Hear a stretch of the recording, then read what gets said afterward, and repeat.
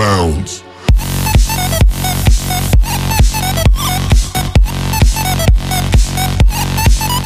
Hola, muy buenos días a todos. Hoy os voy a enseñar a cómo poner el ventilador en modo silencioso en Guadalinux Edu.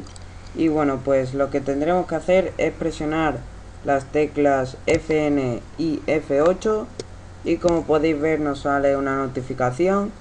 Presionamos otra vez Fn, F8 y se nos pondrá en modo silencioso. También está modo veloz, pero bueno, yo lo voy a dejar en modo silencioso, que es para grabar mejor, para que no se escuche un zumbido.